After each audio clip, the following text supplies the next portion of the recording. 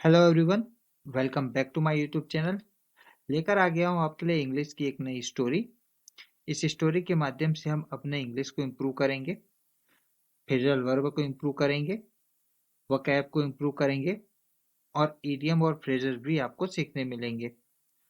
English grammar भी आपको सीखने मिलेगा। तो ओवरऑल आपको इंग्लिश को इम्प्रूव करेगा आज का वीडियो। तो वीडियो को अंत तक जरूर देखना। और अभी तक आपने हमारे चैनल को सब्सक्राइब नहीं किया है तो जल्दी से जल्दी जाकर चैनल को सब्सक्राइब कीजिए। तो चलिए रीडिंग शुरुआत करते हैं। तो कहानी का शीर्षक है the love that stood the time of that stood the test of time. The love यानी कि प्यार, जो दैट का यहाँ पे मतलब है जो, ये दैट है यहाँ पे प्रोनाउन, रिफ्लेक्सिव प्रोनाउन जो कि लव के लिए आया है। लव एक नाउन और यहाँ पे प्रोनाउन दैट। तो लव जो stand the test of time का यहाँ पे second form stood the test of time है। इसका मतलब होता है समय पर काम आना या समय की कसौटी पर खरा उतरना। तो जो वक्त में काम आए उसके बारे में बात कर रहा है। जो ऐसा प्यार जो वक्त में काम आए या ऐसा प्यार जो समय की कसौटी पर खरा उतरे। जैसे कि यहाँ पे नीचे भी लिखा है, वो प्यार जो समय की कसौटी पर खरा उतरे। चलिए मेन कहानी पर आते हैं। आरव और Meera met in college. Aarav और मीरा, मीट का यहाँ पे सेकंड फॉर्म यूज किया गया मेट। मीट का मतलब होता है मिलना। आरव और मीरा मिले कहाँ पे? कॉलेज में मिले। वेयर? तो कॉलेज में, जहां पर their love blossomed like spring, जहां पर उनका प्यार ब्लॉसम हुआ। ब्लॉसम का मतलब होता है खिलना। कोई फूल खिलता है तो उसे ब्लॉसम कहते हैं। ऐसे ही कोई स्थिति खिलती है यानी कि बहुत ऊर्जावान हो जाती है, बहुत अच्छी हो जाती है, जीवंत हो जाता है उस स्थिति में, तो उसे ब्लॉसम कहते हैं, खिल उठना। और किसकी तरह यहाँ पे एग्जाम्पल बता रहा है? लाइक का यहाँ पे मतलब है जैसे, स्प्रिंग की तरह। स्प्रिंग मतलब वसंत। तो वसंत ऋतु बहुत ही खिला खिला सा ऋतु है। बहुत सारे नए पौधे आते हैं, बहुत ही खिला सा एक मौसम होता है। उसके एग्जाम्पल के करके बता रहे कि उनका प्यार ऐसे खिला जैसे कि एक बसंत का ऋतु। ब्लॉसम यहाँ पे सेकंड फॉर्म पे ब्लॉसम्ड, खिल उठना। तो उनका प्यार खिल उठा। Their campus like abundant in joy, and their dreams were woven together. Their campus, college की बात कर रहा है, कॉलेज में कैंपस होता है। तो उनका कैंपस लाइफ, तो कैंपस का जीवन यानी कि कॉलेज का जीवन। abundant in, abundant का मतलब होता है भरा होना। और abundant के साथ हमेशा इन प्रीपोजिशन का ही प्रयोग किया जाता है। abundant का यहाँ पे सेकंड फॉर्म abundant लिखा है। abundant का मतलब भरा हुआ। तो उनका कॉलेज लाइफ यानी कि कैंपस लाइफ भरा हुआ था। किससे भरा हुआ था? जॉय से। जॉय का मतलब खुशी से। एंड देयर ड्रीम्स, और उनका सपना। वुवन, वुवन का मतलब यहाँ पे वर्ब के बाद वर्ब थर्ड फॉर्म है, ये वुवन का। ये पैसिव फॉर्म पे पास्ट इंडेफिनिट का। तो उनका कॉलेज लाइफ बुना हो रहा था किससे? साथ, टुगेदर। टुगेदर का मतलब साथ। तो उनका जो सपना है बुनाया जा रहा था साथ में। Meera was drawn to Arab's intelligence and kindness. Meera was drawn, फिर से यहाँ पे was के बाद वर्ब थर्ड फॉर्म आया है। ड्रॉ का थर्ड फॉर्म ड्रॉन।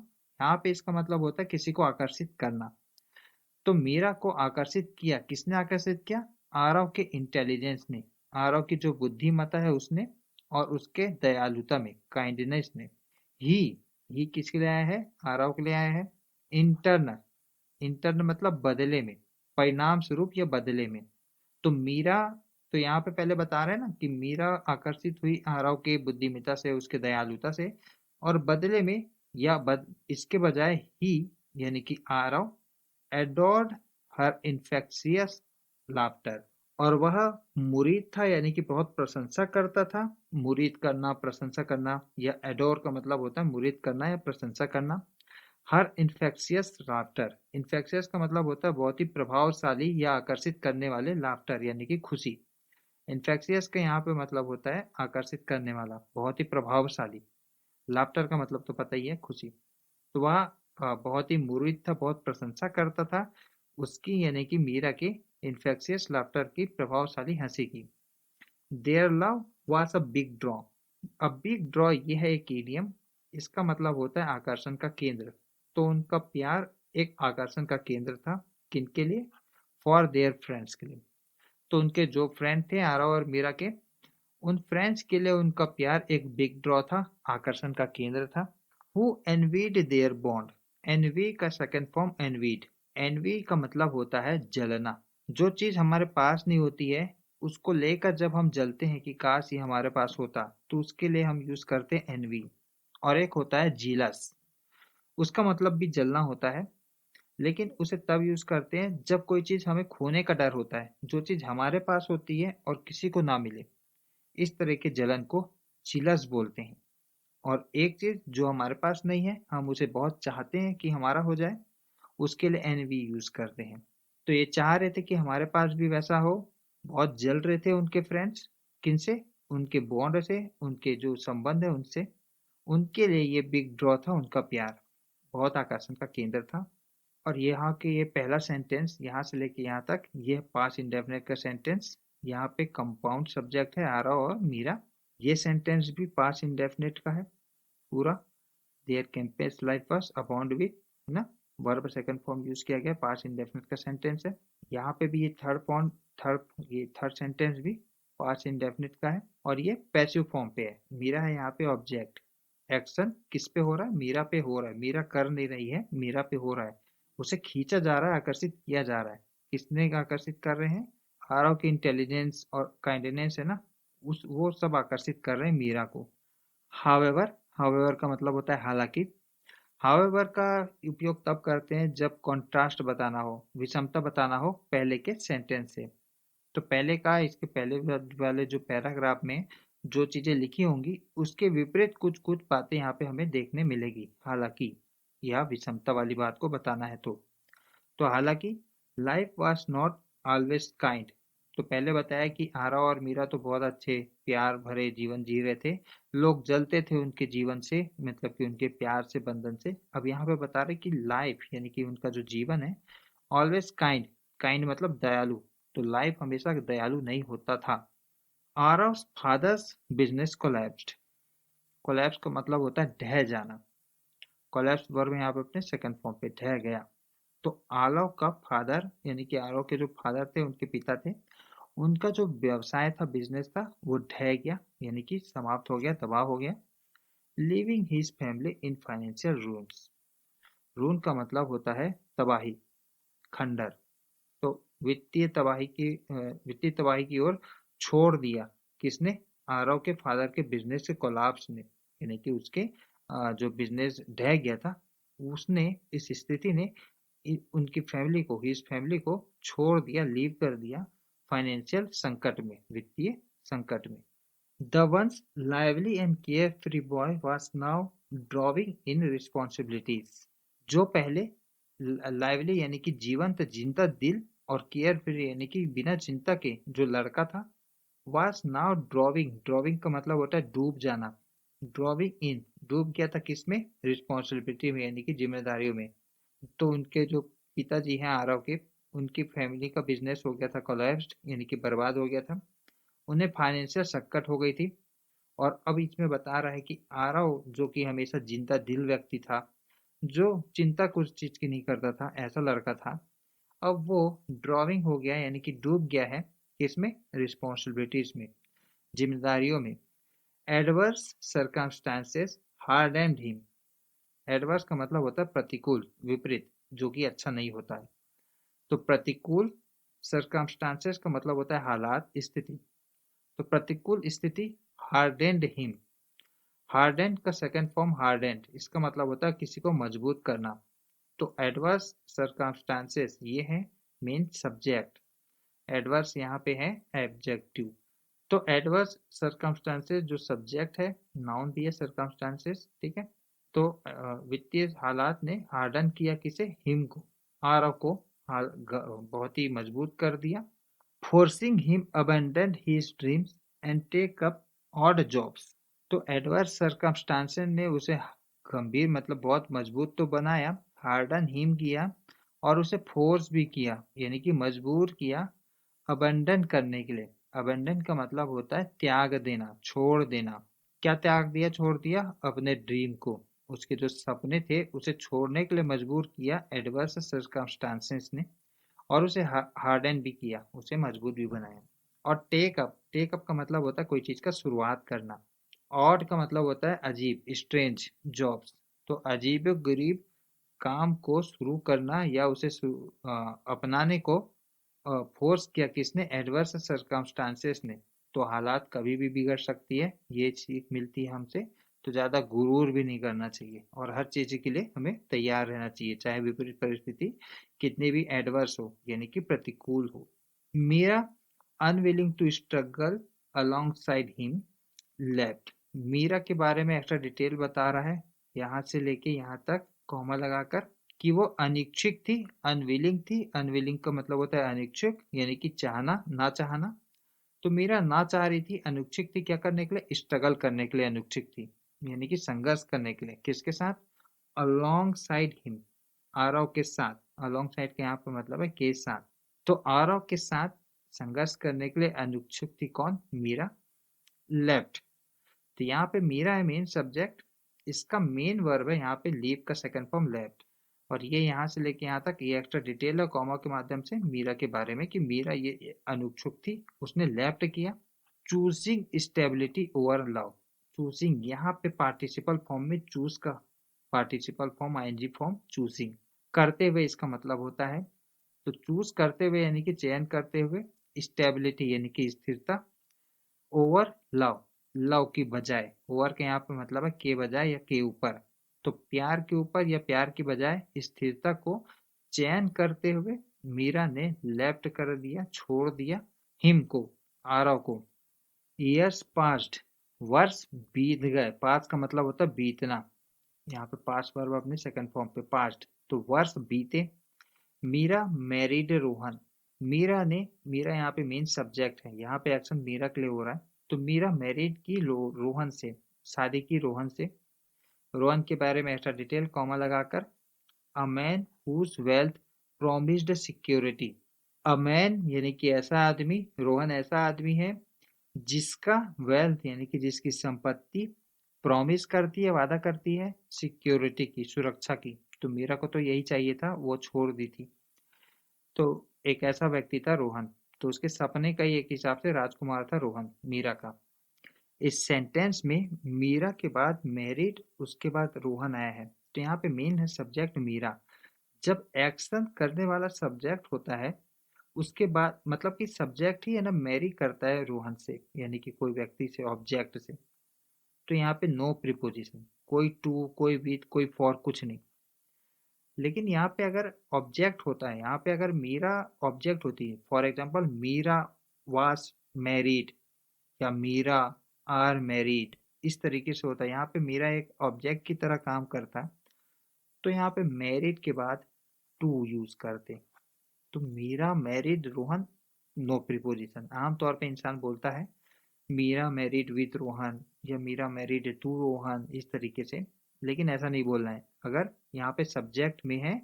ये एक्टिव फॉर्म पे अगर ये सेंटेंस, ठीक है, तो ये एक्टिव फॉर्म पे नो प्रीपोजिशन, और पैसिव फॉर्म पे टू प्रीपोजिशन, नॉट विथ। तो Meera was married to Rohan, अगर ये ऑब्जेक्टिव में होता है यहाँ पे या पैसिव फॉर्म पे होता है ये सेंटेंस। ये तो एक्टिव फॉर्म पे है, मीरा डायरेक्ट मेन सब्जेक्ट है यहाँ पे, है ना। तो Meera married Rohan. Yet, yet का मतलब हालांकि या फिर भी। Her new home was a bee hive of conflicts. Bee hive का मतलब होता है यहाँ पे भरा होना। मधुमक्खी के छत्ते से सिंबल से यहाँ पे बताया गया है भरा होना, ठीक है। तो मधुमक्खी के छत्ते का एक सिंबल लिया गया है, जैसे कि मधुमक्खी का छत्ता भरा होता है मधुमक्खियों से, ठीक है। बहुत छोटे छोटे छत्तों में छोटे छोटे एक बॉक्स होते हैं, उस तरीके से बता रहे हैं कि वो बहुत छोटे छोटे बॉक्स की तरह यहाँ पे कॉन्फ्लिक्ट यानी कि संघर्षों से भरा है। किसका? मीरा का नया home. filled with hostile in-laws who never accepted her। तो मीरा का नया होम जो कि भरा हुआ था कॉन्फ्लिक्ट से, filled with hostile in-laws। in-laws का मतलब होता है उसके ससुराल पक्ष वाले। hostile थे यानी कि थोड़ा फ्रेंडली नहीं थे, अनफ्रेंडली वाले व्यक्ति को हॉस्टाइल कहते हैं, ये एग्जेक्टिव है हॉस्टाइल। तो उनका घर फील्ड विथ था यानी कि भरा हुआ था, हॉस्टाइल यानी कि जो अनफ्रेंडली बिहेवियर वाले इन लॉज से, यानी कि उनके रिश्तेदार से, माइक ससुराल पक्ष वाले से।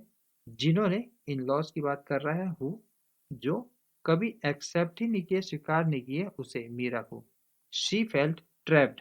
शी उसने फील किया, फील का यहाँ पे सेकंड फॉर्म फेल्ट, उसने महसूस किया, अनुभव किया, ट्रैप्ड दबा हुआ, ट्रैप का मतलब होता है दबा हुआ, तो उसने दबा हुआ महसूस किया क्योंकि उनके रिश्तेदार जो ससुराल वाले थे वो फ्रेंडली नहीं थे। बट कंसोल्ड हरसेल्फ, कंसोल का मतलब होता है दिलासा देना, लेकिन वह अपने आप को दिलासा दे रही थी, अपने आप को, हर सेल्फ को दिलासा दे रही थी। Believing she had made the right choice after all.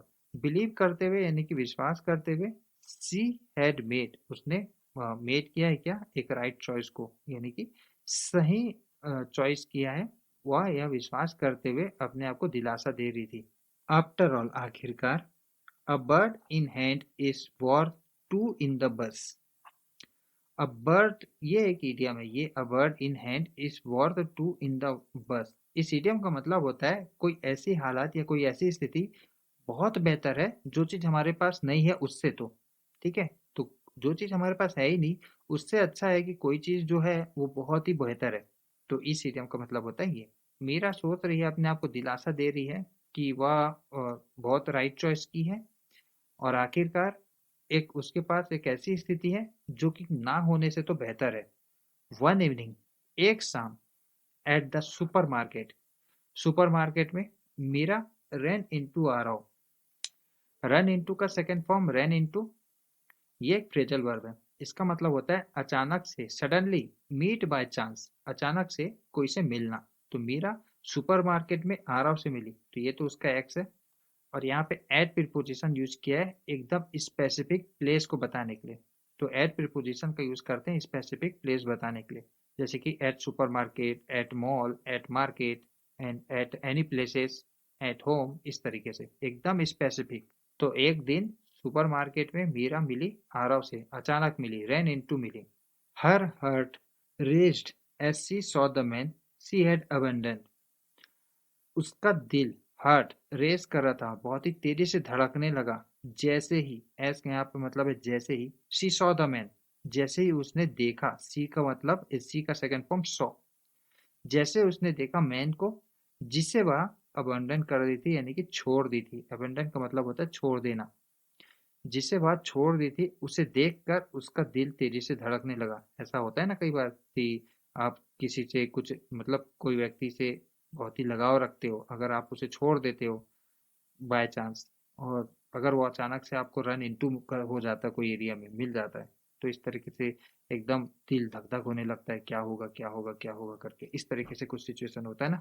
वो बोल रहा है कि उसका हार्ट तो रेस्ड हो गया था, तेजी से धड़कने लगा था, जैसे ही उसने देखा एक वैसे व्यक्ति को जिसे उसने छोड़ दिया था, अबंडन कर दिया था। Now exuding confidence and success. Exude का मतलब होता है प्रतिबिंबित होना, प्रकट होना। तो एक ऐसा तो जो लड़का, यानी कि आरव की बात हो रहा है, आरव एक्सूट कर रहा था, उसमें प्रतिबिंबित हो रहा था, प्रकट हो रहा था, क्या, कॉन्फिडेंस एंड सक्सेस, आत्मविश्वास और सफलता उसमें प्रकट हो रहा था, प्रतिबिंबित हो रहा था, जब वह उसे देखी तो। Before she could say a word, before मतलब पहले, she could say a word, वह कुछ से अ वर्ड, यानी कि वह कुछ शब्द बोल पाती उसके पहले, Rohan appeared beside her. Beside मतलब बगल में, बाजू में, हर मतलब मीरा, मीरा के बाजू में रोहन, रोहन उसका पति, अपीयर्ड प्रकट हो गया। तो वह कुछ एक शब्द बोल पाती उसके पहले रोहन अपीयर्ड हो गया बिसाइड हर, अपीयर मतलब उसके प्रकट हो गया उसके बाजू में। और यहाँ पे इन्वर्टेड कॉमा का यूज करके बता रहा है जस्ट के तस बातों को। किसकी बातों को बता रहे हैं यहाँ पे, ही की, ही यहाँ पे कौन है, रोहन है, ठीक है, रोहन के लिए प्रोनाउन ही यूज किया गया है, और यह इन्वर्टेड कॉमा क्लोज। तो रोहन की बातें क्या बोल रही हैं, इसमें क्या बता रहा है, मीट माय बॉस, आ रहा हूँ सर। तो रोहन बोलता है कि मिस मेरे बॉस से मिलो, आ रहा हूँ सर है उनका नाम। सैड प्राउडली, प्राउड मतलब बहुत ही प्राउड से बोला उसने, किसने, रोहन ने। मीरर्स ब्रेथ हिज्ड, मीरा की सांसें अटक गई, हिच का यहाँ पे मतलब होता है अटकना। तो मीरा की जो सांसें थी, ब्रेथ का मतलब सांसें, अटक गई, क्योंकि वो ऐसा एकदम से उसके पति का ही बॉस निकला, ऐसा कोई चीज सुनेगा कोई इस टाइप के व्यक्ति तो कुछ होना ही है उसे। तो मीरा का सांस अटक गया। The boy she had left in ruins was now the man her husband admired। The boy यानी कि आरव, जिसे उसने छोड़ दिया था इन रूइंस में, यानी कि जब वो बर्बादी में, ठीक है, तो बर्बादी में जब छोड़ दिया था उसने, वास नाउ, यानी कि एक ये जो बॉय है इसके बारे में बात कर रहा है, वो बॉय अब वास था, नाउ अब क्या था, एक मैन था, एक आदमी था, हर हस्बैंड एडमायर, जिसको उसके हस्बैंड यानी कि जो रोहन है वो एडमायर करता था, यानी कि प्रशंसा करता था। तो ये मीरा के लिए थोड़ा सा एकदम शौक की बात थी कि ऐसा कैसे हो गया। डेज लेटर, दिनों के बाद, कुछ दिनों के बाद, लेटर का मतलब होता है के बाद। When Rohan's business suffered losses, जब रोहन्स के बिजनेस, मीरा का ये हस्बैंड है रोहन, रोहन का बिजनेस सफर कर रहा था, यानी कि ग्रस्त था, परेशान था, सहन कर रहा था क्या, लॉसेस को, हानि को। तो हानि को जब सहन कर रहा था रोहन का business, his boss Aarav offered help without hesitation. तो रोहन का जब बिजनेस मंदे में था, सफर लॉस कर रहा था, तब उसके बॉस जिसका नाम है आरव, मीरा का एक्स बॉयफ्रेंड, ऑफर किया, पेशकश की, हेल्प की, बिना किसी हेजिटेशन के, है ना, बिना किसी हिचकिचाहट के। ही इंश्योर्ड रोहन, उसने रोहन को सुनिश्चित किया। ही प्रोनाउन का यूज किया गया है आरव के लिए, तो आरव ने सुनिश्चित किया है, इंश्योर का सेकंड फॉर्म सुनिश्चित करना, रोहन को सुनिश्चित किया, got back on his feet. Back on feet ये भी एक फ्रेज है, इसका मतलब होता है अपने पुराने दशा में वापस लौटना। तो वापस लौटने का वह सुनिश्चित किया किसने, आरव ने रोहन को, कि वापस लौट जाएंगे वो। Never once reminding Meera of their past, remind का मतलब होता है याद दिलाना। तो मीरा को याद दिलाए बिना, कभी भी याद दिलाए बिना, नेवर का मतलब कभी नहीं, तो कभी भी मीरा को याद नहीं दिलाया उसने उनके पास्ट के बारे में। तो आरव और मीरा के पास्ट के बारे में मीरा को कभी याद दिलाए बिना ही उसने रोहन को, जो कि मीरा का हस्बैंड है, उसे ऑफर किया, यानी कि सुनिश्चित किया है कि वो बैक हो जाएंगे उसके इस फीट में, पुरानी दशा में। तो बिजनेस लॉस को वो बदल के रखेंगे प्रॉफिट में, ऐसा एक तरीके से आश्वासन दिया आरव ने। वाचिंग हिम, वाच करना मतलब देखना, हिम यहाँ पे ऑब्जेक्टिव प्रोनाउन है, हिम यहाँ पे आया है आरव के लिए। तो आरव को देखते हुए मीरा रियलाइज्ड हर मिस्टेक, तो आरव को देखते हुए मीरा ने, रियलाइज का मतलब होता है उसे एहसास होना, तो मीरा को एहसास हुआ, और रियलाइज वर्ब यहाँ पे अपने सेकंड फॉर्म पे, एहसास हुआ। तो मीरा को एहसास हुआ उसके मिस्टेक, उसकी गलती के बारे में, क्योंकि मीरा उसे छोड़ के चले गई थी बुरे हालात में। She had left a man with a heart abounding with love, she had left उसने छोड़ दिया था, had plus verb third form past perfect का सेंटेंस, तो उसने छोड़ दिया था किसे, और यहाँ पे ये थर्ड फॉर्म पे ना, हैड लेफ्ट। तो मीरा ने छोड़ दिया था मैन को, एक मैन को जिसका दिल अबाउंडिंग विथ लव, जिसका दिल अबाउंडिंग था। अबाउंड का भी मतलब होता है भरा होना, अबाउंड के साथ इन भी लगाते हैं और विथ भी लगाते हैं, तो विथ और इन ये दो प्रीपोजिशन लगाते हैं अबाउंड के साथ। तो अबाउंड था किसके साथ, लव के साथ, तो लव से यानी कि प्यार से भरा था जिसका दिल, उसे मीरा ने छोड़ दिया था, उसे यह रियलाइज हुआ, एहसास हुआ। Only to chase false security, और क्यों छोड़ा था मीरा यहाँ पे बता रहा है, सिर्फ चेस करने के लिए, यानी कि पीछा करने के लिए, चेस का मतलब होता है पीछा करने के लिए, फॉल्स सिक्योरिटी, फॉल्स का मतलब होता है जो गलत है, और सिक्योरिटी का मतलब होता है सुरक्षा। तो जो गलत सुरक्षा है, जिसका कोई औचित्य नहीं है, ऐसे चीजों के पीछा करने के लिए मीरा ने एक जो प्यार से भरा हुआ था दिल था, उसे छोड़ दिया है। She did not deserve Aarav, और ये शायद सोच रही है अब कि वह डिड नॉट डिजर्व, डिजर्व का मतलब होता है लायक होना, और यहाँ पे डिड नॉट हुआ है, यानी कि लायक नहीं है।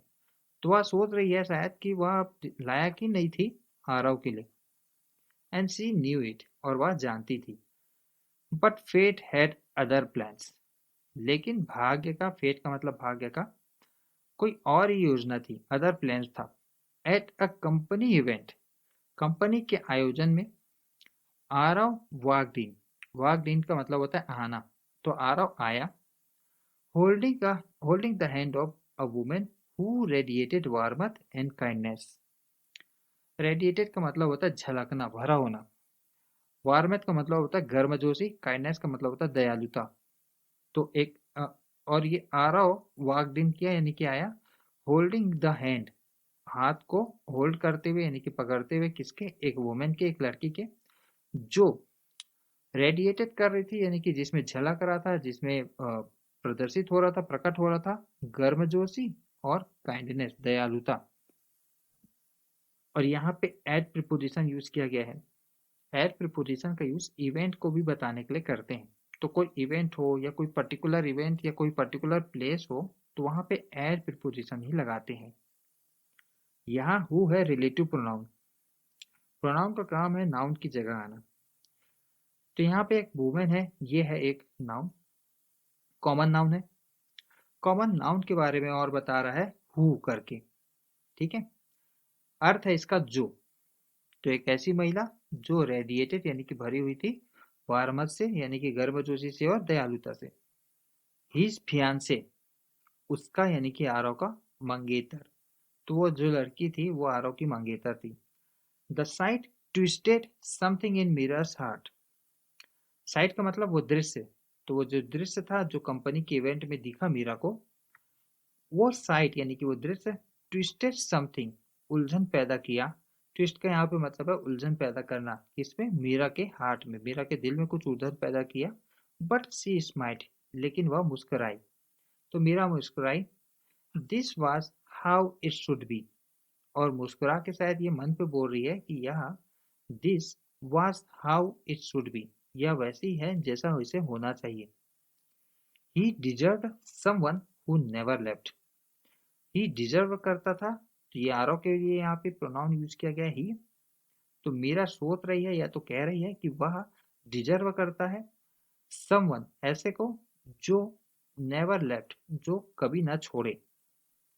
एंड दिस टाइम, और इस समय, she was just the Spectator in his story.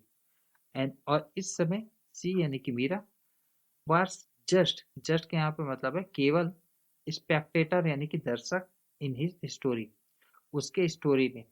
तो उसकी स्टोरी यानी कि आरव के स्टोरी में वह केवल एक स्पेक्टेटर थी, दर्शक थी, ऐसा इसमें कह रहा है। तो फ्रेंड्स यहाँ पे हमारा रीडिंग समाप्त होता है। कैसा लगा आपको हमारा रीडिंग कमेंट सेक्शन में बताइए। वीडियो पसंद आए तो वीडियो को लाइक करके शेयर जरूर कर दीजिए। मिलते हैं आपसे अनदर वीडियो में, तब तक के लिए बाय, जय हिंद।